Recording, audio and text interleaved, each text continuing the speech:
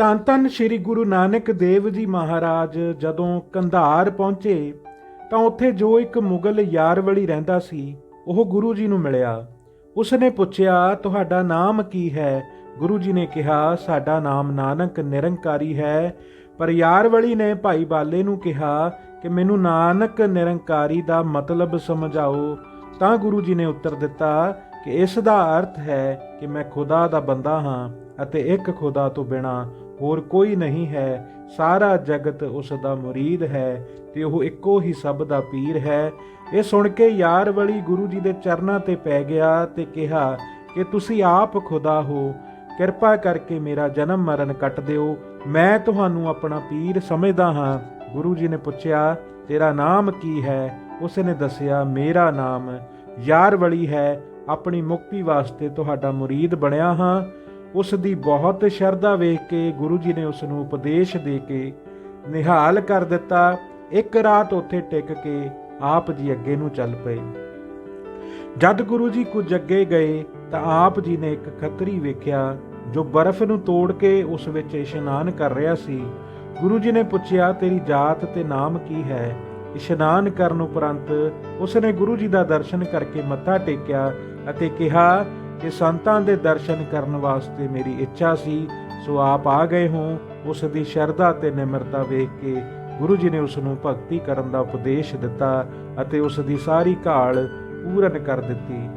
ਗੁਰੂ ਜੀ ਨੂੰ ਇਸ ਨੇ 3 ਦਿਨ ਬੜੇ ਪ੍ਰੇਮ ਨਾਲ ਘਰ ਰੱਖਿਆ ਤੇ ਸੇਵਾ ਕੀਤੀ। ਉਧਰ ਯਾਰਵਲੀ ਦੇ ਇੱਕ ਸੰਗੀ ਮਿੱਤਰ ਸ਼ੇਖ ਸ਼ਰਫ ਨੇ ਜਦ ਯਾਰਵਲੀ ਨੂੰ ਕੁਝ ਅਲੱਗ ਰੰਗਣ ਵਿੱਚ ਵੇਖਿਆ ਤਾਂ ਉਸਨੇ ਪੁੱਛਿਆ ਕਿ ਤੂੰ ਇਹ ਕੀ ਦੀਵਾਨਿਆਂ ਵਾਲੀ ਹਾਲਤ ਬਣਾਈ ਹੋਈ ਹੈ? ਤੈਨੂੰ ਕੌਣ ਐਸਾ ਮਿਲਿਆ ਹੈ ਜਿਸ ਨੇ ਤੈਨੂੰ ਕਾਰ ਵਿਹਾਰ ਸਭ ਕੁਝ ਭੁਲਾ ਦਿੱਤਾ ਹੈ? ਯਾਰਵਲੀ ਨੇ ਕਿਹਾ, ਇੱਕ ਫਕੀਰ ਪੁਰਸ਼ ਦਾ ਮੈਂ ਮੁਰੀਦ ਹੋ ਗਿਆ ਹਾਂ, ਜਿਸ ਦਾ ਦਰਸ਼ਨ ਕਰਨ ਕਰਕੇ ਮੇਰਾ ਇਹ ਹਾਲ ਹੋ ਗਿਆ ਹੈ। ਉਸਨੇ ਮੇਰਾ ਮੋਹ ਨਾਸ਼ ਕਰ ਦਿੱਤਾ ਹੈ। ਸ਼ੇਖ ਸ਼ਰਫ ਨੇ ਕਿਹਾ, ਉਹ ਫਕੀਰ ਕਿੱਧਰ ਗਿਆ ਹੈ? ਮੈਂ ਵੀ ਉਹਨਾਂ ਦੇ ਦਰਸ਼ਨ ਕਰਨੇ ਚਾਹੁੰਦਾ ਹਾਂ। ਯਾਰਵਲੀ ਨੇ ਕਿਹਾ, ਪ੍ਰੇਮ ਕਰੇਗਾ ਤਾਂ ਉਹ ਤੈਨੂੰ ਆਪੇ ਹੀ ਮਿਲਣਗੇ। ਇਹ ਗੱਲ ਸੁਣ ਕੇ ਸ਼ੇਖ ਬ੍ਰਹਮ ਉੱਥੇ ਹੀ ਧਰਨਾ ਮਾਰ ਕੇ ਬੈਠ ਗਿਆ ਤੇ ਕਹਿਣ ਲੱਗਾ, ਇੱਥੋਂ ਤਦੋਂ ਹੀ ਉੱਠਾਂਗਾ ਜਦੋਂ ਉਹਨਾਂ ਦਾ ਦਰਸ਼ਨ ਕਰ ਲਵਾਂਗਾ। ਜਦ 4 ਦਿਨ ਬੈਠੇ ਬੀਤ ਗਏ ਤਾਂ ਗੁਰੂ ਜੀ ਆ ਗਏ। ਆਪ ਜੀ ਨੂੰ ਵੇਖ ਕੇ ਯਾਰਵਲੀ ਉੱਠ ਕੇ ਆਪ ਜੀ ਦੇ ਚਰਨਾਂ ਤੇ ਮੱਥਾ ਟੇਕਿਆ ਅਤੇ ਆਦਰ ਨਾਲ ਬਿਠਾ ਲਿਆ। ਸ਼ੇਖ ਸ਼ਰਫ ਨੇ ਕਿਹਾ, ਇਹ ਖਫਨੀ ਤੁਸਾਂ ਗਲ ਵਿੱਚ ਕਿਉਂ ਪਾਈ ਹੈ? ਗੁਰੂ ਜੀ ਨੇ ਕਿਹਾ, ਖਫਣੀ ਗਲ ਵਿੱਚ ਪਾਉਣ ਦਾ ਮਤਲਬ ਹੈ ਕਿ ਖੁਦਾ ਤੋਂ ਸਦਾ ਡਰਨਾ ਤੇ ਜਿਉਂਦੇ ਹੀ ਮੁਰਦਾ ਬਣ ਕੇ ਰਹਿਣਾ। ਜਿਹੜੇ ਪੁਰਸ਼ ਜਿਉਂਦੇ ਹੀ ਮੁਰਦਾ ਬਣੇ ਰਹਿੰਦੇ ਹਨ ਉਹਨਾਂ ਨੂੰ ਫਿਰ ਮੌਤ ਦਾ ਦੁੱਖ ਨਹੀਂ ਹੁੰਦਾ।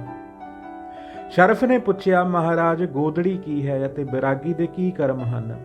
ਗੁਰੂ ਜੀ ਨੇ ਕਿਹਾ, ਐਸੀ ਗੋਦੜੀ ਜੋ ਸੰਤੋਖ ਦੀ ਸੂਈ ਨਾਲ ਮਹਾਂਪੁਰਖਾਂ ਦੀ ਸੰਗਤ ਦਾ ਧਾਗਾ ਪਾ ਕੇ ਸੀਤੀ ਹੋਵੇ, ਉਸ ਨੂੰ ਆਪਣਾ ਹੰਕਾਰ ਮਾਰ ਕੇ ਗਲ ਵਿੱਚ ਪਾਵੋ ਤਾਂ ਤੁਹਾਨੂੰ ਜਮ ਰੂਪੀ ਸਰਦੀ ਦਾ ਡਰ ਨਹੀਂ ਲੱਗੇਗਾ। ਜਿਹੜੇ ਮਾਇਆ ਦੇ ਬੰਧਨਾਂ ਤੋਂ ਦੂਰ ਰਹਿੰਦੇ ਹਨ ਉਹ ਬੈਰਾਗੀ ਹੁੰਦਾ ਹੈ। ਇਹ ਬਚਨ ਸੁਣ ਕੇ ਸ਼ੇਖ ਸ਼ਰਫ ਗੁਰੂ ਜੀ ਦੇ ਚਰਨਾਂ ਤੇ ਸਿਰ ਰੱਖ ਕੇ ਅਤੇ ਕਿਹਾ, ਮੈਂ ਤੁਹਾਡਾ ਮੁਰੀਦ ਹੋ ਗਿਆ ਹਾਂ। ਗੁਰੂ ਜੀ ਨੇ ਆਪਣੇ ਹੱਥਾਂ ਨਾਲ ਉਸ ਦਾ ਸਿਰ ਚੁੱਕ ਕੇ ਕਿਹਾ ਕਿ ਮਾਣ ਤਿਆਗ ਕੇ ਸਤਨਾਮ ਦਾ ਸਿਮਰਨ ਇੱਕ ਮਨ ਹੋ ਕੇ ਕਰੋ। ਸ਼ੇਖ ਨੇ ਕਿਹਾ, ਜੀ ਫਿਰ ਕਦੋਂ ਦਰਸ਼ਨ ਦਿਓਗੇ? ਗੁਰੂ ਜੀ ਨੇ ਕਿਹਾ, ਹਿਰਦੇ ਵਿੱਚ ਪ੍ਰੇਮ ਨਾਲ ਸਾਡੇ ਬਚਨਾਂ ਨੂੰ ਯਾਦ ਕਰੋ ਅਤੇ ਇਸ ਪ੍ਰਕਾਰ ਸਦਾ ਹੀ ਦੀਦਾਰ ਸਮਝੋ।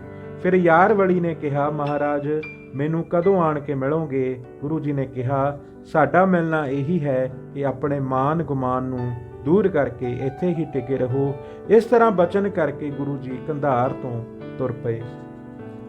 ਕੰਧਾਰ ਤੋਂ ਤੁਰ ਕੇ ਜਦੋਂ ਗੁਰੂ ਜੀ ਕੁਝ ਦੂਰ ਗਏ ਤਾਂ ਅੱਗੋਂ ਇੱਕ ਪਠਾਨ ਆ ਮਿਲਿਆ। ਉਸਨੇ ਗੁਰੂ ਜੀ ਨੂੰ ਕਿਹਾ, ਤੁਸੀਂ ਕੌਣ ਹੋ ਤੇ ਕਿੱਥੇ ਚੱਲੇ ਹੋ?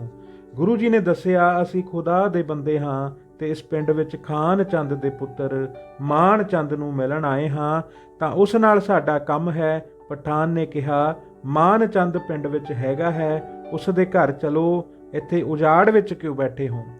ਗੁਰੂ ਜੀ ਨੇ ਕਿਹਾ, ਅਸੀਂ ਉੱਥੇ ਨਹੀਂ ਜਾਵਾਂਗੇ, ਉਹ ਆਪ ਹੀ ਸਾਨੂੰ ਇੱਥੇ ਮਿਲੇਗਾ।